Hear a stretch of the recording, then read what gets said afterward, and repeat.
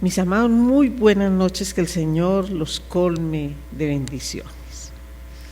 Así como el Señor colmó de bendiciones a la naciente iglesia de Tesalónica, una iglesia que por estar tan recién conformada era sujeta de persecuciones, de críticas, pero también de comentarios y doctrinas que tenían las personas que iban llegando, que la conformaban, o simplemente que hacían parte de la sociedad en la cual esta iglesia se estaba desarrollando. El miércoles anterior hablamos de una de las inquietudes grandes que ellos tenían, y tenía que ver con el rapto del Señor, que está asociado a su segunda venida. ¿Y qué va a pasar entonces con aquellos que ya habían muerto y que llegaba el Señor? Entonces, ¿qué iba a pasar con ellos? Y Pablo les hace énfasis en que serán resucitados y que no existirá prioridad para los que estuvieran vivos al momento de la segunda venida de Cristo, sino que primero aquellos que habían muerto en Jesús, muerto en Él, serían resucitados primero y llevados a las nubes a encontrarse con el Señor, y luego los que estaban vivos. Eso quedó completamente claro, pero no era la única preocupación que ellos tenían. Ahora lo que ellos se preguntan es, bueno, ¿y cuándo va a ser la venida de Cristo? ¿Cuándo va a ser el día del Señor? Y esta es la enseñanza que Pablo trae para ellos en esa carta, en la primera a Tesalonicenses capítulo 5 versículos 1 al 11, y dice así la palabra del Señor: pero acerca de los tiempos y de las ocasiones, no tenéis necesidad, hermanos, de que yo os escriba, porque vosotros sabéis perfectamente que el día del Señor vendrá así como ladrón en la noche, que cuando digan paz y seguridad, entonces vendrá sobre ellos destrucción repentina, como los dolores a la mujer encinta, y no escaparán. Mas vosotros, hermanos, no estáis en tinieblas para que aquel día os sorprenda como ladrón, porque todos vosotros sois hijos de luz e hijos del día. No somos de la noche ni de las tinieblas. Por tanto, no durmamos como los demás, sino velemos y seamos sobrios. Pues los que duermen de noche duermen, y los que se embriagan de noche se embriagan. Pero nosotros, que somos del día, seamos sobrios, habiéndonos vestido con la coraza de fe y de amor, y con la esperanza de salvación como yelmo. Porque no nos ha puesto Dios para ira, sino para alcanzar salvación por medio de nuestro Señor Jesucristo, quien murió por nosotros, para que, ya sea que velemos o que durmamos, vivamos juntamente con Él. Por lo cual, animaos unos a otros y edificaos unos a otros, así como lo hacéis. Padre, gracias, mi Señor. Gracias porque no solo, Señor, esta palabra trae paz para los tesalonicenses, sino que también trae paz para nuestro mundo convulsionado, para nuestras congregaciones, Señor, que a veces corren tras fechas, tras señales y tras cosas, Señor, sobre tu segunda venida. Danos, Señor, la paz de tu palabra. Danos, Señor, la dirección de tu Santo Espíritu sobre cada uno de nosotros, para que podamos vivir sobria y esperanzadamente mientras llega tu segunda venida. Te lo pedimos, Señor, en tu nombre poderoso, maravilloso, Señor Jesús. Amén. Muy bien. Entonces, así como en la vez anterior vimos cómo tener una firme esperanza ante la muerte, Hoy el Señor lo que nos pide y lo que nos enseña es a esperar la segunda venida de Jesús. Así lo vamos a ver, de esa manera, esperar la segunda venida de Jesús. Miren, cómo nosotros vivimos y cómo nos comportamos en todo momento depende de múltiples circunstancias. No solamente depende del entorno en el que vivimos, sino de aquello en lo que nosotros creemos y en lo que nosotros confiamos. Es decir, que nuestra fe se vuelve como corpórea, evidente, cobra vida. Nuestra fe cobra vida en cada paso que nosotros damos, no solo dentro de una congregación, sino de forma muy especial por fuera de ella, y esto ante todo tipo de circunstancia.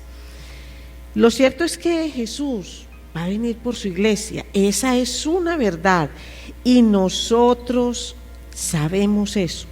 No hay creyente que no sepa que Jesús va a venir por su iglesia. Y esto no debe ser un motivo de desconsuelo, sino por el contrario, un motivo de gran gozo y de gran esperanza. Entonces, ¿qué es lo que nosotros debemos hacer? ¿Y qué es lo que Pablo le recomienda a los tesalonicenses? Les dice: esperen la segunda venida de Jesús, pero sin la angustia de saber la fecha. Eso es lo primero que debemos hacer, esperar la venida del Señor sin estar angustiados, desesperados por la fecha, sin estar haciendo las cuentas de las 70 semanas de Daniel, de que ya va a venir, que no va a venir. Miren, la palabra de Dios no ha sido hecha para que nosotros resolvamos todas esas curiosidades escatológicas que tenemos, y Pablo no es la excepción. Ni Jesús satisfizo esas curiosidades escatológicas, porque Jesús mismo dijo: es que nadie sabe el día ni la hora, ni yo mismo, mi Padre. ¿Por qué? Porque sabe que no es conveniente. Pero miremos qué era lo que estaba pasando con esta iglesia de Tesalónica. Dentro de esta congregación habían judíos, y los judíos eran conocedores de la palabra. Los judíos comprendieron que el día del Señor que les había sido profetizado en muchas ocasiones, que ellos lo conocían, era la misma segunda venida de Cristo. Entonces ellos decían: bueno, pero entonces ¿cómo es esto? Porque en la mente de ellos retumbaba Isaías 13:6: aullad, porque cerca está el día de Jehová, vendrá como asolamiento del Todopoderoso. ¿Qué se hace ante una palabra de esas? Eso genera cierto temor, ¿cierto? Aullad, porque cerca está el día de Jehová. O Joel 1:15, entre muchos otros, dice: ay del día, porque cercano está el día de Jehová, y vendrá como destrucción por el Todopoderoso. Y así lo dicen Jeremías, Ezequiel, Zacarías, otras veces Joel, otras veces Isaías. Y el mismo Jesús habla de la destrucción, ¿cierto? Y del fin de los tiempos y de la venida que él va a tener. Entonces, lo que se ve es que Pablo sobre eso ya les había enseñado, porque con esto empieza. Pero acerca de los tiempos y de las ocasiones no tenéis necesidad, hermanos, de que yo os escriba, porque vosotros sabéis perfectamente que el día del Señor vendrá así como ladrón en la noche. Esto no es que él apenas se los está escribiendo, sino que en la respuesta que da a las inquietudes que le trajo Timoteo, entonces él le responde. Pero nadie lo sabe, y esto lo que significa es que nosotros debemos estar siempre preparados. Así que lo que aquí les va a decir Pablo no es acerca de la fecha. Lo que va a hablar es lo que hay en el interín, qué es lo que pasa ahí. Sí va a dar algunos ejemplos, cómo va a ser la venida de él.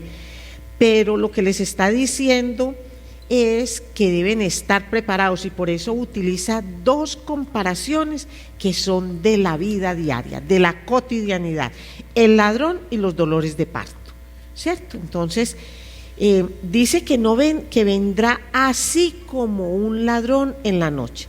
Ahora podrán ustedes decir, es que en el día también roban. Sí, a toda hora roban, pero vamos a respetar el ejemplo de Pablo, porque es mucho más normal que se aproveche la oscuridad para cometer todo tipo de ilícitos, sobre todo para robar. Entonces, ¿qué es lo que él quiere destacar aquí? Todos saben que hay ladrones, ¿cierto? ¿Y qué es lo que hace un ladrón? Lo que hace un ladrón es robar.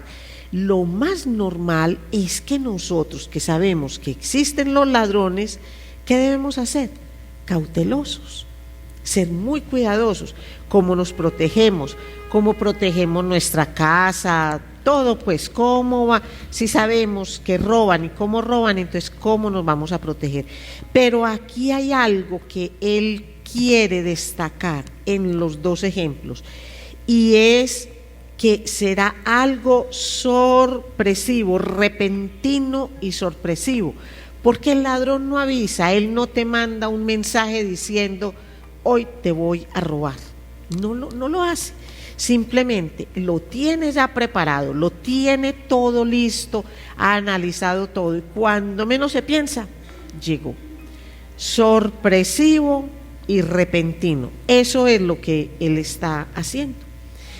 Dice también que vendrá cuando los incrédulos estén hablando de paz y seguridad en el mundo, y por el contexto vemos que está hablando es de ellos, de los incrédulos.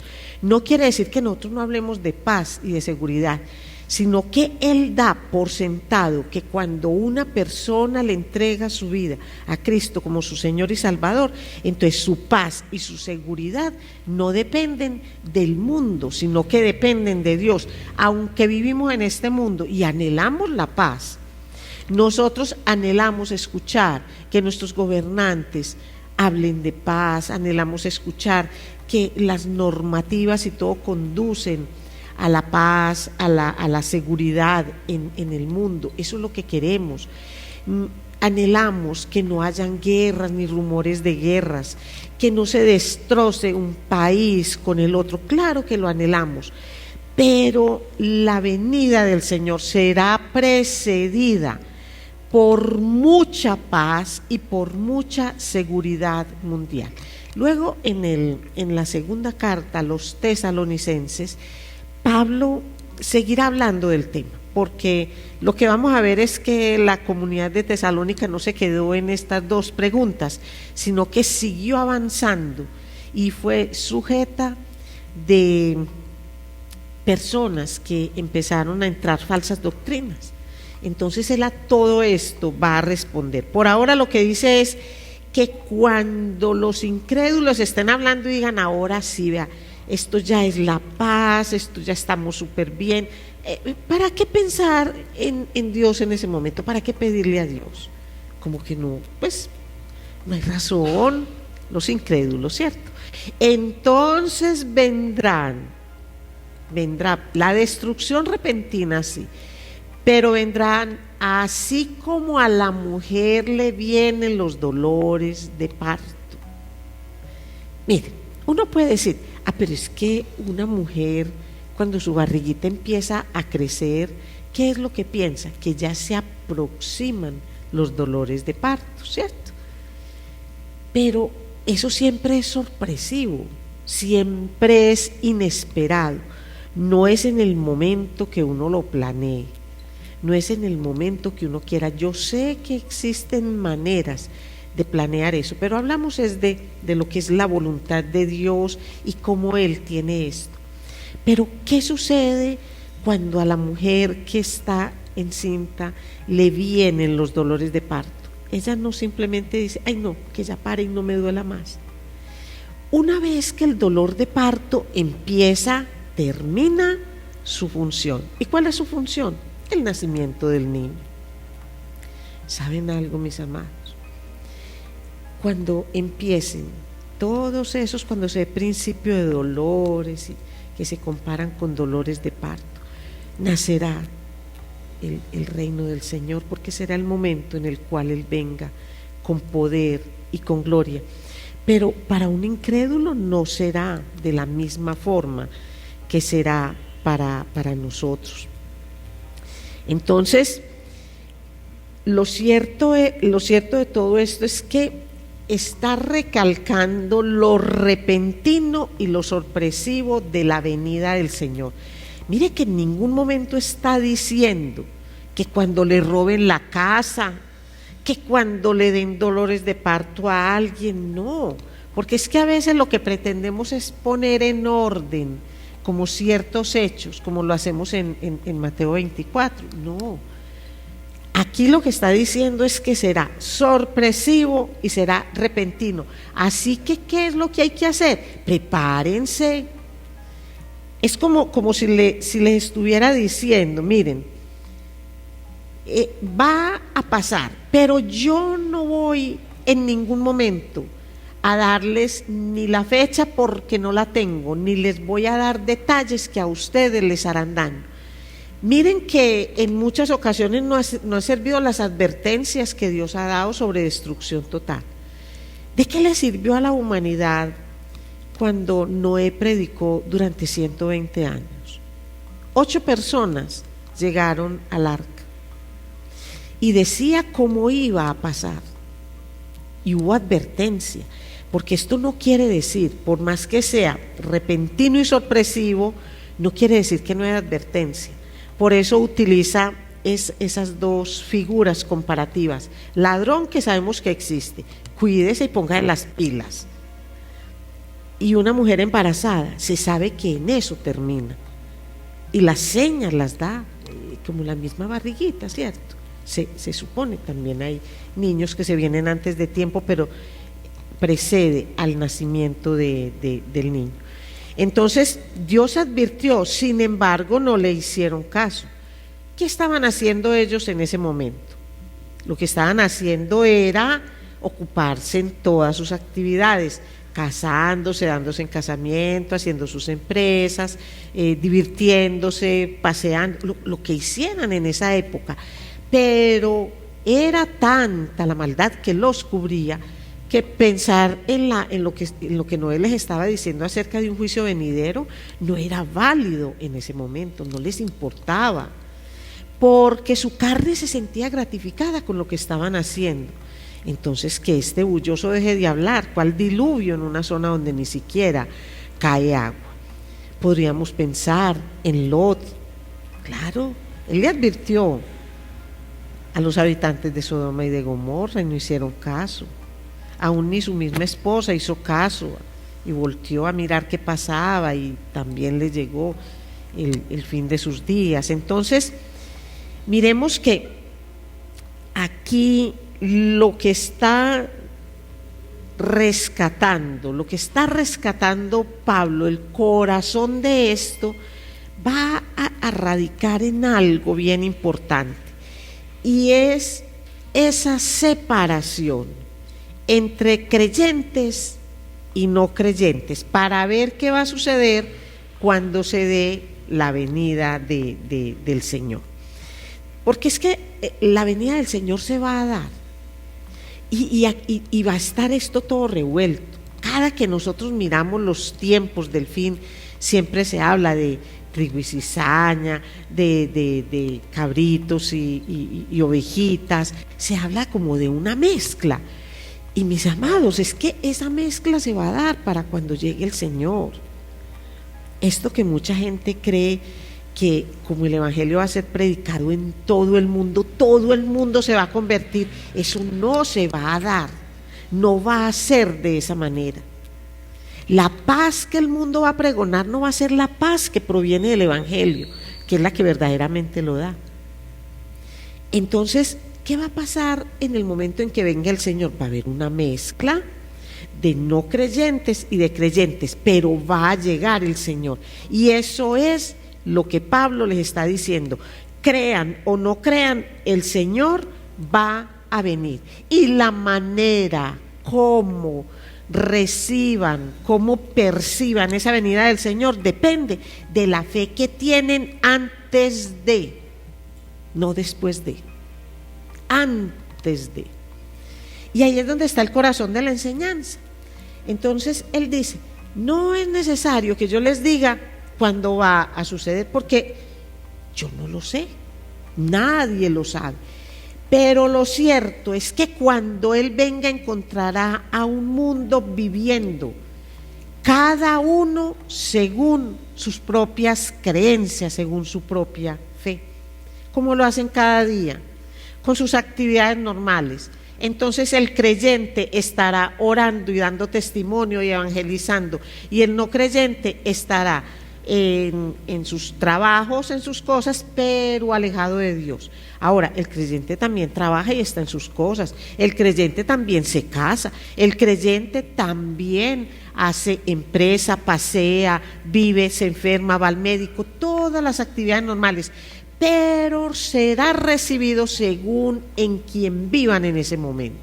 Entonces la invitación de Pablo es a que estar en Cristo en todo momento, estar en Jesús en todo instante. Mire,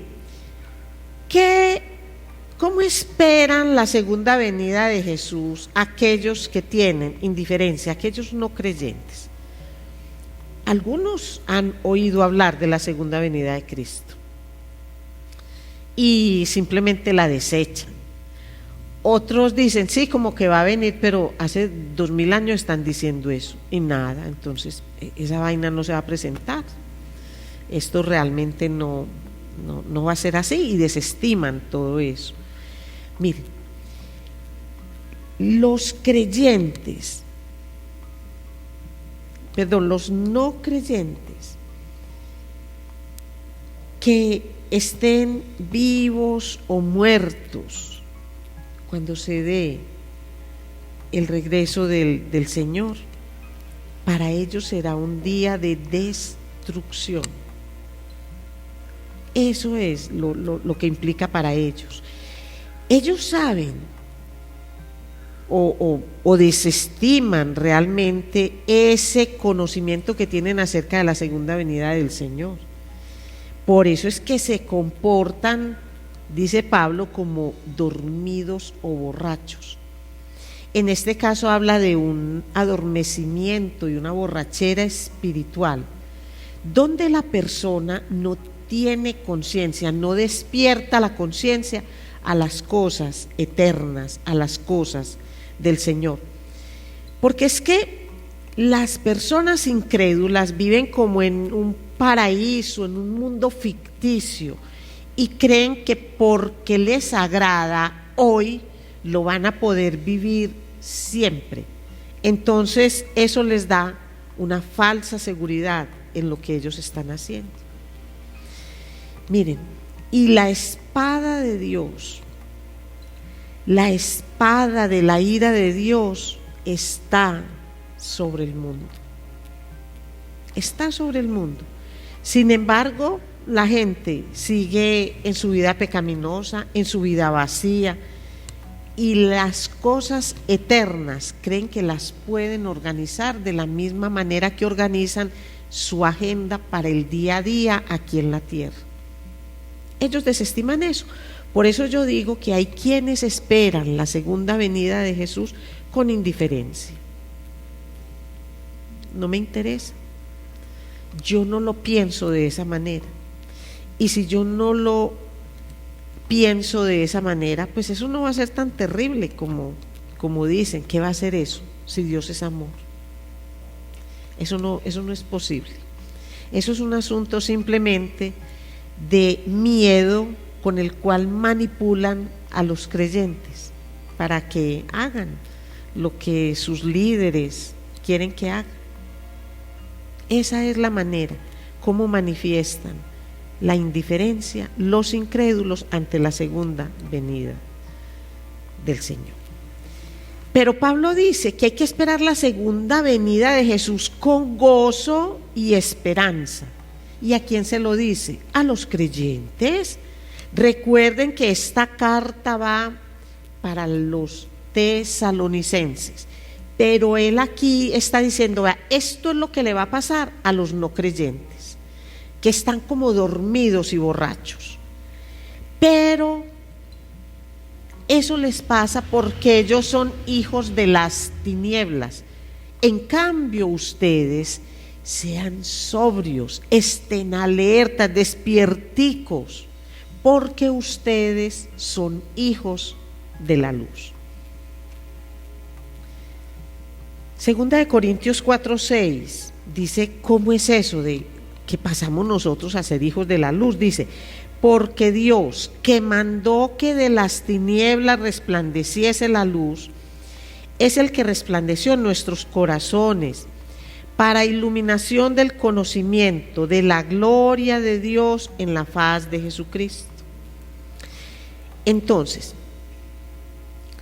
por eso es que dice, a usted no los va a sorprender como ladrón en la noche, porque ustedes ya tienen el conocimiento, número uno, pero el conocimiento de que no del día ni de la hora.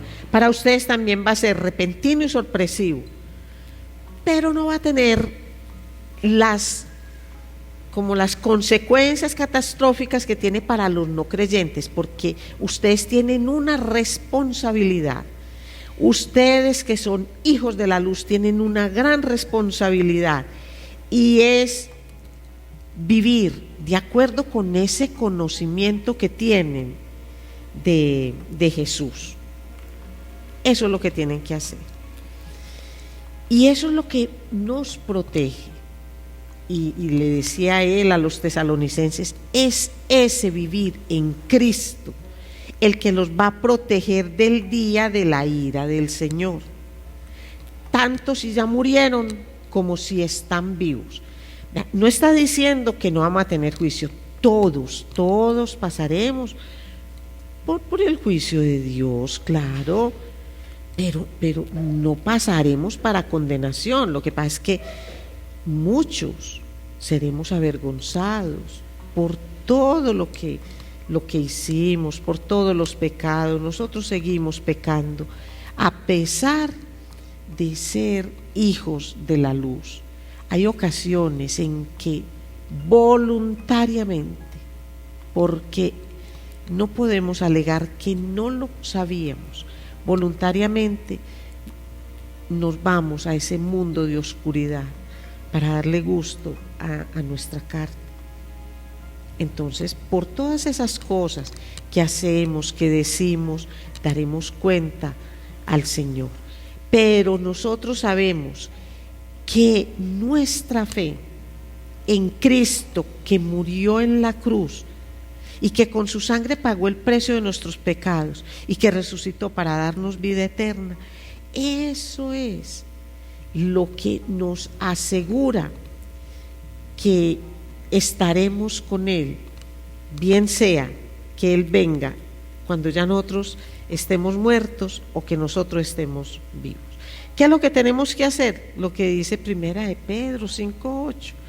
En todo momento sed sobrios y velad, porque vuestro adversario el diablo, como león rugiente, anda alrededor buscando a quien devorar.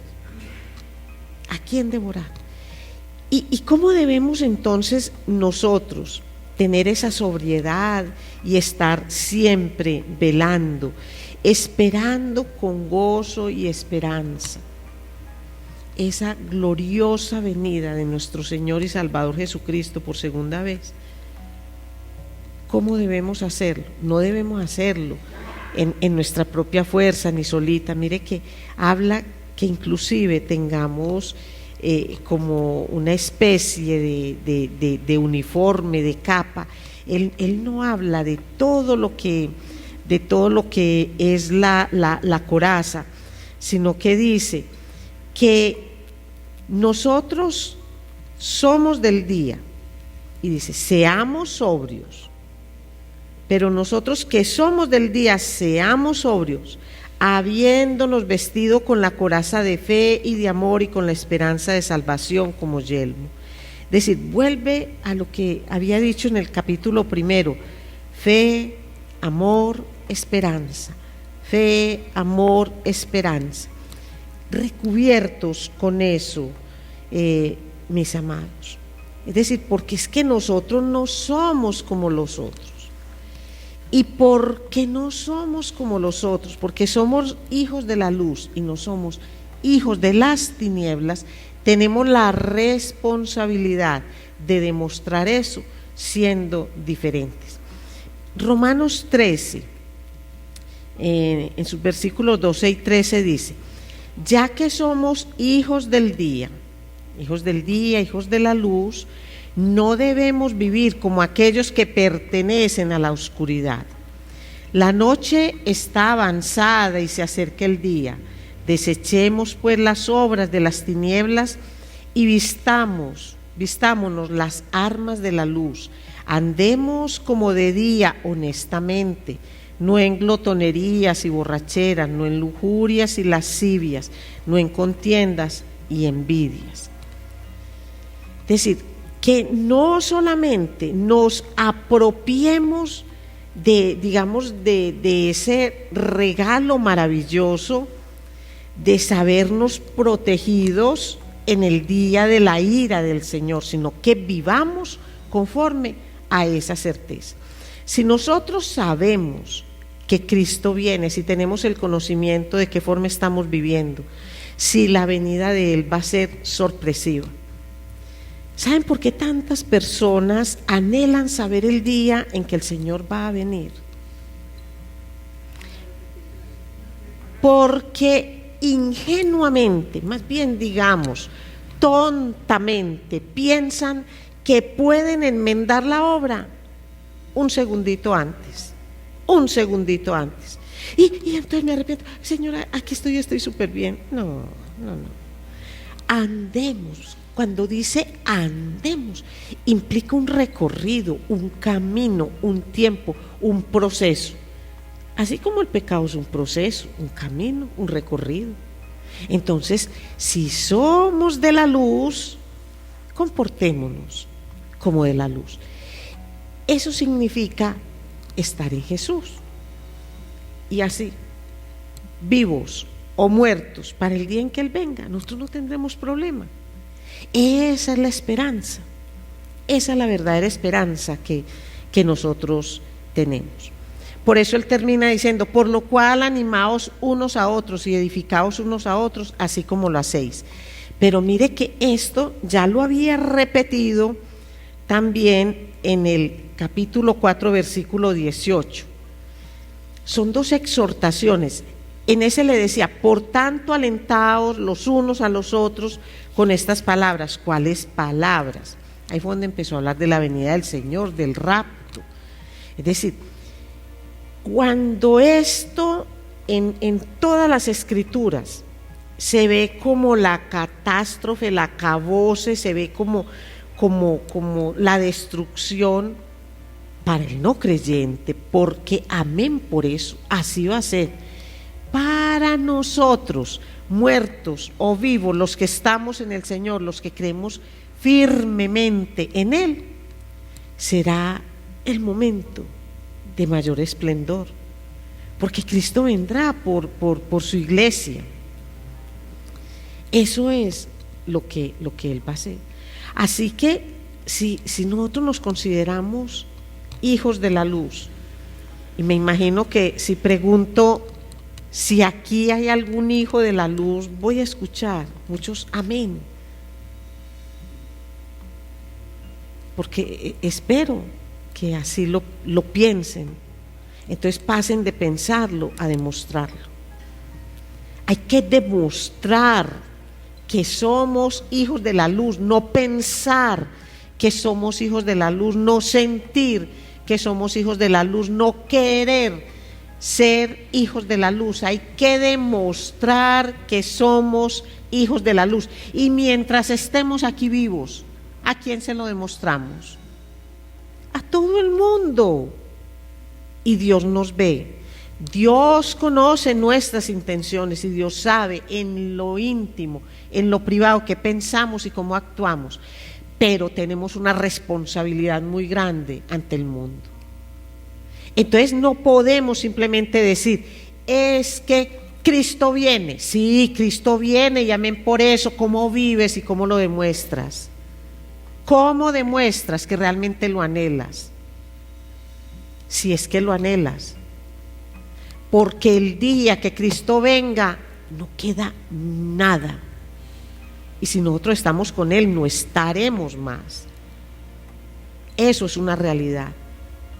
Pero si nosotros seguimos aferrados a la casa que no he terminado de pagar, al carro que todavía debo el leasing, al hijo que no sé si va a estudiar o no, al nieto que no sé si voy a tener o no voy a tener, si yo sigo con esos apegos terrenales, no voy a orar con plena sinceridad por el día grande y glorioso de la segunda venida de Cristo. Y eso es lo que nos ataja. Eso es lo que nos ataja a nosotros. Tantas ataduras que tenemos, aparte del pecado. Así que en este momento la invitación es a que esperemos la segunda venida de Cristo sin ninguna angustia por la fecha. Que simplemente sepamos que va a ser repentino, pero que no nos va a sorprender como un ladrón sorprende en la noche. Que no vamos a tener esa confianza en la paz y en el bienestar que el mundo ofrece, que en eso no vamos a depositar nuestra confianza, y que entenderemos que para que haya un nacimiento tienen que haber dolores, como los dolores de parto, y que una vez que el proceso inicie, ese proceso nunca se va a detener hasta que no dé a luz el hijo que está anunciando. Y ese hijo es el reino de Dios, y Él viene por Él, porque Él ya no va a volver montado en un burrito prestado. Él va a venir con poder y con gloria, porque ya no va a venir a morir en la cruz por nadie, sino que va a venir a recoger a su iglesia para pasar con ella la vida eterna. Esto nos tiene, mis amados, que animar a predicar el evangelio, porque yo no quiero que aquellos a los que amo, cuando venga mi Señor, los sorprenda como un ladrón en la noche, porque no tendrán tiempo para reaccionar. Pero es que el Señor me manda a que ame a todos, a que ame al prójimo como a mí. Así que no debo solamente quedarme con el evangelio para los que comparten mi sangre, sino para aquellos habitantes del mundo, para los que comparten este mundo. Así no piensen como yo. La obligación de nosotros es llevar el mensaje, es llevar un mensaje de salvación, pero también es llevar un mensaje testimonial, que si yo les digo que Cristo viene, yo muestre lo que es un creyente sobrio, un creyente avivado por la palabra del Señor, un creyente que esté siempre firme y pendiente de lo que esto significa, que no tenga ningún temor por la venida del Señor, ni tenga esos temores asociados a la muerte, porque es algo indispensable para yo partir a su presencia. Pero que tengamos la claridad, mis amados, que vivos o muertos, si estamos en Cristo, compartiremos con Él la vida eterna. Vamos a orar y a darle gracias infinitas al Señor. Padre, permite que en todo momento, Señor, comprendamos lo que significa ser hijos de la luz, que lo demostremos, esa es nuestra obligación, que no nos engolosinemos con aquellas cosas que nos hablan acerca de tu segunda venida, Señor, y que no empecemos a unir episodios, que no empecemos a querer mostrar un orden cronológico en los sucesos, sino que pensemos siempre que Él vendrá y todo lo que Él promete lo cumple, va a venir, pero su venida va a ser sorpresiva. Así que lo importante no es cuándo venga, Señor, sino cómo estemos viviendo. Permite, Señor, que todos los que estamos escuchando este mensaje tengamos esto siempre presentes. ¿Cómo vivimos mientras esperamos la segunda y gloriosa venida de nuestro Señor y Salvador Jesucristo? Ayúdanos, Señor, a estar siempre firmes en ti, en tu palabra, y a dar siempre un testimonio, a vivir como esos hijos de la luz, no como los hijos de las tinieblas. Gracias infinitas te damos en el nombre poderoso de Cristo Jesús. Amén.